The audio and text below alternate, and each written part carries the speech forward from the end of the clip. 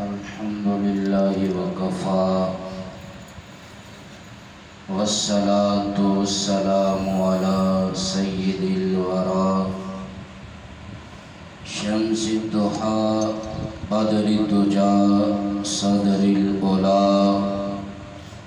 نور الہدا کف الورا مصباح الظلم جمیل الشیم شفیع الامم صاحب الجود والکرم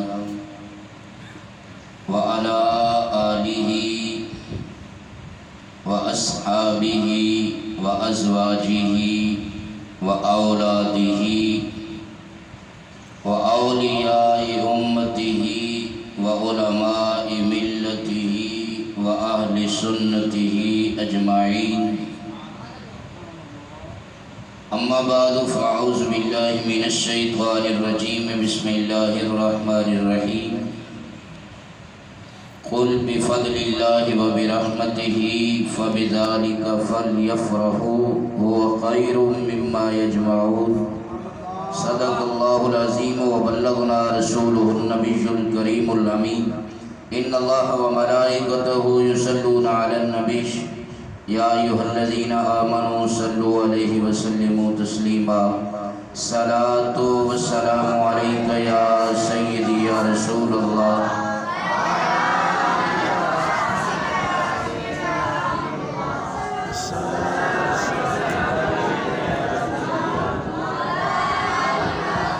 صلاۃ و سلام علیک یا سیدی یا رحمت للعالمین وعلى آلك واصحابك يا سيدي يا خاتم النبيين حمد و صلاۃ کے بعد نہایت ہی واجب الاحترام صدہا عزتوں کے لائق اساتذہ کرام طلباء اعظام اور جتنے بھی احباب تشریف فرما ہے آپ نبی پاک صلی اللہ علیہ وسلم سے سچی محبت کا ثبوت دیتے ہوئے یہاں بیٹھے ہوئے ہیں اور آقا دو جہاں صلی اللہ علیہ وسلم کی محبت ہی ہماری دنیا اور ہماری آخرت ہے ہمارے سانسوں کی دھڑکن اور ہماری سماجیں ہماری بصارتیں سب کچھ سلامت ہے تو یہ محبت مصطفیٰ کا صلہ ہے شکریہ ادا کرتا ہوں میں عثمان صاحب نے جو شکریہ ادا کیا یہ ان کا بڑا پن تھا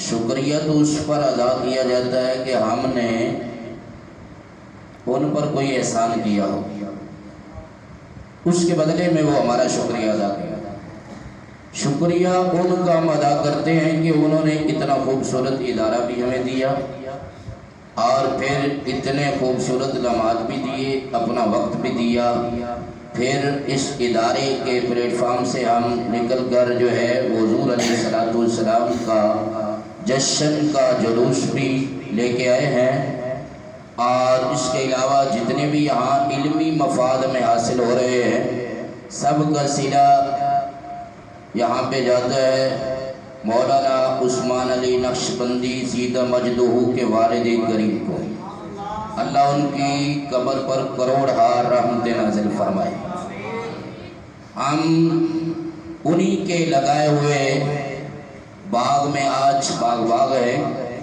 اللہ تا صبح قیامت اس کو شاد و آباد فرمائے بہت تعاون اور بہت محنت اور بہت مشقت کے ساتھ اور دن رات ایک کر کے محنت کرتے ہوئے اس ادارے کو چلا رہے ہیں مولانا عارف القادری صاحب اللہ ان کی بھی زندگی میں مزید حسن عطا فرمائے اللہ ان کا سایہ اس مدرسے پر تا دیر قائم و دائم فرمائے، اور اللہ ان کے سائے میں اس مدرسے کو مزید ترقیاں عطا فرمائے۔ اور جتنے بھی اساتذہ ہیں، یہ ان کی محبت اور ان کا پیار میں نہیں بتا سکتا، آپ جانتے ہیں کس محنت کے ساتھ، کس لگن کے ساتھ، یا آپ کو کسی قسم کی کوئی تکلیف اور پریشانی نہیں ہے۔ یہ سب کچھ جو مہیا ہو رہا ہے یہ عثمان علی نقشبندی کا سایہ ہے۔ میں مبالغے کے ساتھ باتیں کیا نہیں کرتا، اور یہ دل کی بات ہے، اور یہاں ہمیں گھر جیسا ماحول میسر ہوتا ہے۔ یہ سب ہے ان کا فیضان ہے، اللہ اس کو جاری رکھے۔ آقا دو جہاں صلی اللہ علیہ وسلم کے میلاد کی باتیں ہیں، چند کی باتیں ہیں۔ آپ ماشاءاللہ سب بڑے بڑے خطیب ہیں، اور مجھ سے بھی بڑے خطیب ہیں، اور پھر ناظم تعلیمات صاحب کے ہوتے ہوئے تو یہ سورج کے سامنے چراغ دکھانے والی بات ہے، اس لیے خطاب نہیں، حاضری ہے۔ چند کی باتیں، قرآن میں جو میں نے آیت کریمہ تلاوت کی، رب نے فرمایا کہ جب تمہیں اللہ کی طرف سے فضل اور رحمت ملے تو پھر خوشی کرو۔ امر کے سیکھے کے ساتھ فرمایا نا، خوشی کرو، اور فرمایا کائنات میں بڑے بڑے دنیا دار تم دیکھو گے، جتنا بھی مال کائنات میں جمع کرنے والے لوگ ہیں نا، ان سب سے بہتر تمہارا یہ کام ہے کہ تم میلاد کی خوشی کرو، تم اللہ کی فضل اور رحمت کی رحمت میں خوشی کرو۔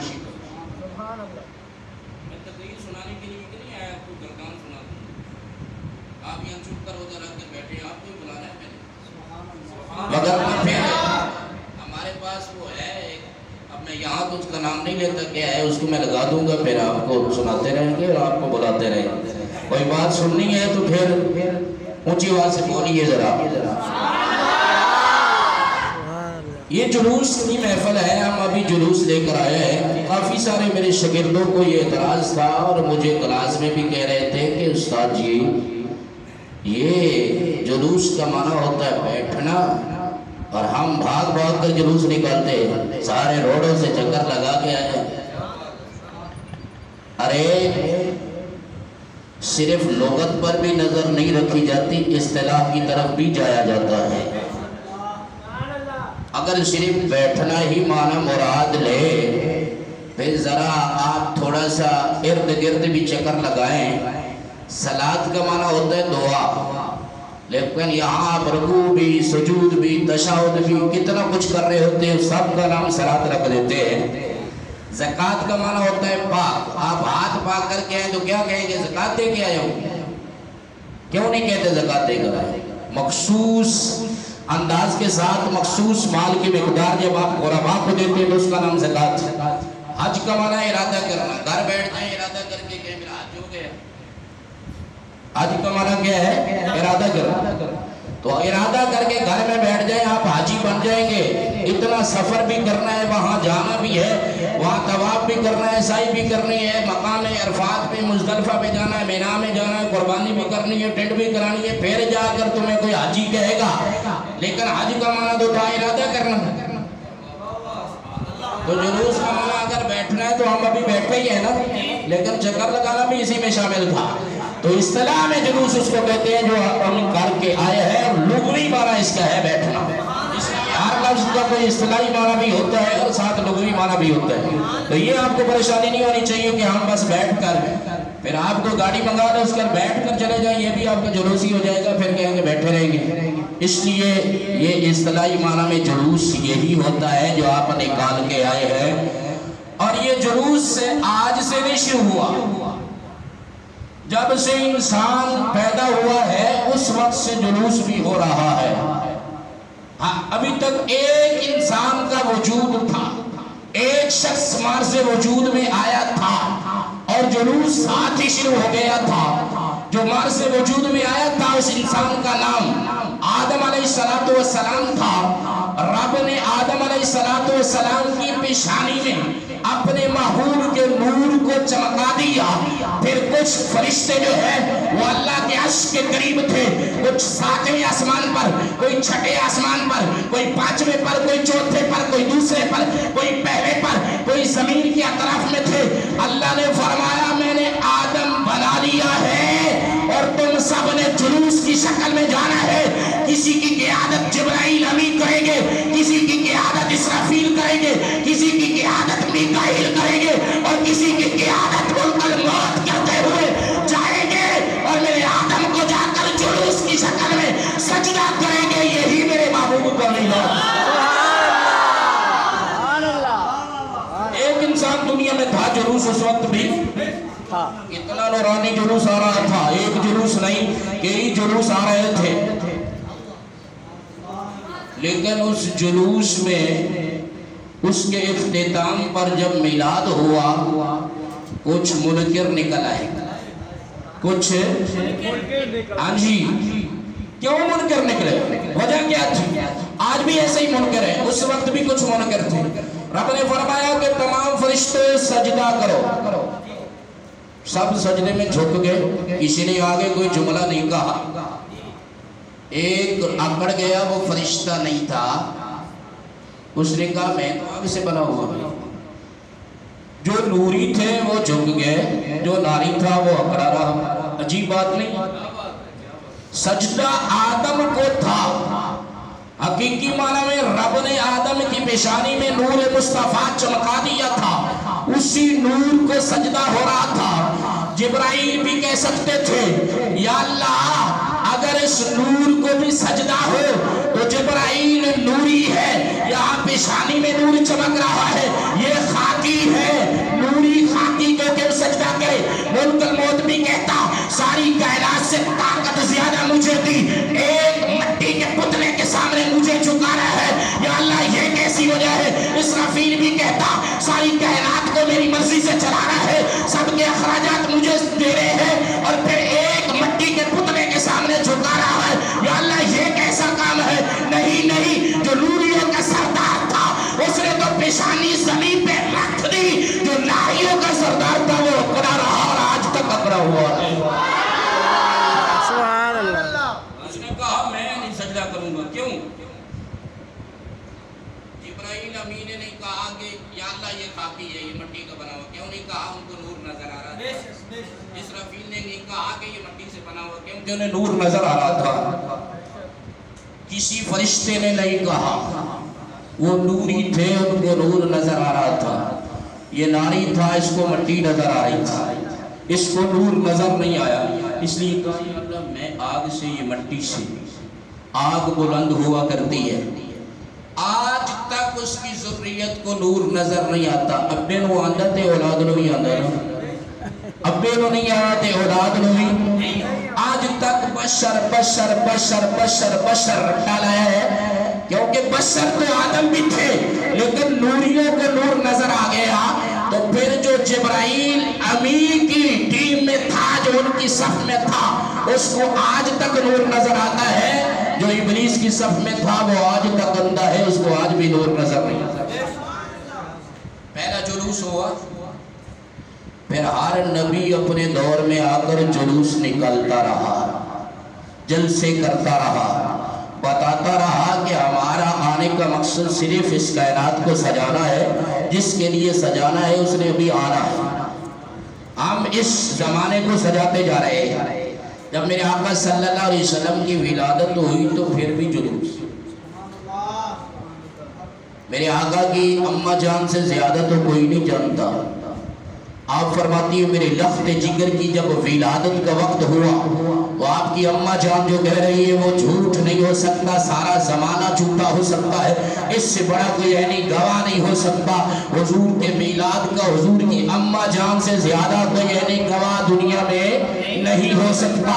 अम्मा जान फरमाती है कि जब मेरे महबूब की विलादत हुई तो मैंने अपने घर के चारों तरफ देखा कि सफेद रंग के परिंदे मेरे घर का तवाफ करते जा रहे हैं, जिनकी चोंचें ज़मुर्द की है, जिनके पर याकूत के हैं, वो मेरे घर के ऊपर से तवाफ भी करते हैं, साथ सलात और सलाम के तराने भी पढ़ते जा रहे हैं। फिर मैंने देखा कि चंद मर्द हैं, चंद औरतें हैं, उन्होंने चांदी की सराइयाँ, चांदी के तख्त पकड़े हुए हैं और वो मेरे घर की तरफ आ रही है, जन्नत का लिबास लेके आ रही है, जन्नत से पानी लेके आ रहे हैं और जन्नत से जो है मेरे महबूब के हुस्न के लिए खुशबू लाग रहे हैं। और ये खुशबू भी मेरे आका صلی اللہ علیہ وسلم کے قدموں کے صدقے جنت میں پیدا ہوئی تھی، وہ خوشبو بھی وہاں کی لا رہے ہیں، پانی بھی وہاں کا لا رہے ہیں، لباس بھی جنت کا لا رہے ہیں۔ درود و سلام دیتے ہوئے میرے دروازے کے پاس آئے، پھر میں نے دیکھا ایک ابر اترا ہے، ایک آسمان سے بادل جو ہے وہ میرے گھر کی طرف اترا ہے، وہ میرے کمرے میں آتا ہے، آ کر میرے محبوب کو اپنی آغوش میں لیتا ہے، پھر اس کو چھپا لیتا ہے، پھر آسمانوں کی طرف بلند ہوتا ہے۔ میں کچھ گھبرائی، مجھے آسمانوں سے آواز آ رہی تھی جو میں اپنی کانوں سے سن رہی تھی، اللہ کی طرف سے یہ آواز دی جا رہی تھی، میرے محبوب کو مشرق میں بھی لے جاؤ، میرے محبوب کو مغرب میں بھی لے جاؤ، میرے محبوب کو شمال میں بھی لے جاؤ، میرے محبوب کو جنوب میں بھی لے جاؤ، میرے محبوب کو پہاڑوں کی سیر بھی کراؤ، دریاؤں کو بھی، سمندروں کی بھی، صحراؤں کی بھی، اور ہر طرف اعلان کر دو آج دنیا میں ماری آ گیا ہے، آج کفر میں مٹ جانا ہے، اور نور کے اجالے ہر طرف پھیل جا رہے ہیں۔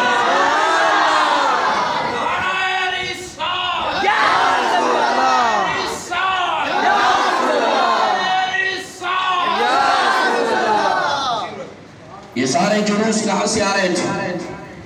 پھر میرے آقا کی اماں جان فرماتی ہے میں نے اپنے گھر سے آسمان کی طرف دیکھا، آسمانوں تک مجھے نوریوں کی لائن نظر آ رہی ہے جو عرش سے لے کر مرحبا کے نعرے لگاتے ہوئے، یا رسول اللہ کے نعرے لگاتے ہوئے آمنہ کے گھر کی طرف آ رہے ہیں۔ پھر جس روٹ سے آ رہے تھے وہ روٹ بھی میں نے دیکھا، جس میں بڑے بڑے جھنڈے میں نے دیکھے، ایک مشرق میں لگا ہوا ہے، ایک مغرب میں لگا ہوا ہے، کعبہ کی چھت پہ لگا ہوا ہے، نوری جھنڈے بھی لگا رہے ہیں، نعرے بھی لگا رہے ہیں، جلوس بھی نکال رہے ہیں، آمنہ کے گھر کی طرف بھی آ رہے ہیں۔ بس یہی تک بات نہیں، آپ کے دادا جان فرماتے ہیں یہ تو نوریوں کی بات تھی، یہاں تو پتھر بھی جھکنے کے لیے تیار ہو گئے، وہ جس کو تم آج تک جھک رہے ہو وہ کیوں اتنی عزت پا گیا، وہ اتنا مقام کیوں پا گیا، اس کا مرتبہ اتنا بلند کیوں ہو گیا، اس کو اللہ نے عظمتیں کیوں دی؟ اس لیے کہ وہ محبوب کے گھر کو جھک گیا۔ میرے محبوب کے دادا جان فرماتے ہیں میں بیت اللہ کے چکر لگا رہا تھا، بیت اللہ کے ساتھ جو ہے وہ طواف کر رہا تھا، وہاں دعائیں کر رہا تھا، یا اللہ آج میرے گھر میں ایک بچے کی ولادت ہونے والی ہے، اس کے صدقے میرے گھر کو عزت دے دے۔ میرا رب مجھے فرما رہا تھا اے عبد المطلب ایک گھر کی عزت کی بات مت کر، آج ایک گھر کو نہیں، ایک شہر کو نہیں، ایک زمانے کو نہیں، تمام عالمین کو رب عزتیں دینے والا ہے۔ فرماتے ہیں جب صبح کا وقت ہوا میں دیکھتا ہوں بیت اللہ وجد میں آ گیا، جھومنے لگا، میں نے کہا اس کو کیا ہوا؟ وہ تو زمین پہ گر رہے تھے جو اوپر رکھے ہوئے تھے، یہ میری نظروں کے سامنے بیت اللہ جھومتے جھومتے جھومتے میری آمنہ کے گھر کی طرف جھک گیا۔ میں بھاگتا ہوا بیت اللہ سے نکلا، آخر ماجرا کیا ہے؟ جب صفا اور مروہ کی طرف گیا میں نے ان پہاڑیوں کی بھی دیکھا، یہ جھومتے جھومتے آمنہ کے گھر کو سجدہ کر رہی تھی۔ جب میرے گھر میں جا کر دیکھا، آمنہ سے پوچھا ماجرا کیا ہے؟ آج تو پتھر بھی ادھر جھک رہے ہیں۔ میری بیٹی آمنہ فرمانے لگی ابا جان صرف پتھر نہیں، صرف کعبہ نہیں، صفا و مروہ نہیں، آج تو اللہ کی نوری مخلوق بھی ادھر ہی جھک رہی ہے۔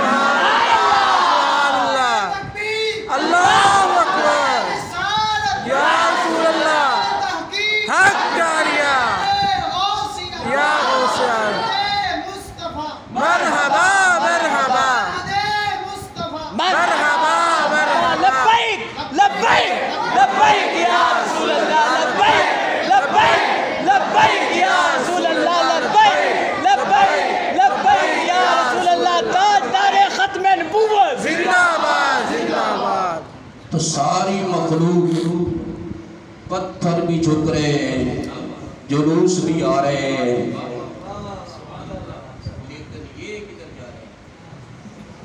جو کہتے ہیں نہیں نہیں میلاد میں شرک ہو جائے گا، میلاد میں بدعت ہو جائے گی، یہاں فضول خرچی ہو جائے گی، یہاں تم اپنا مال ضائع کر رہے ہو۔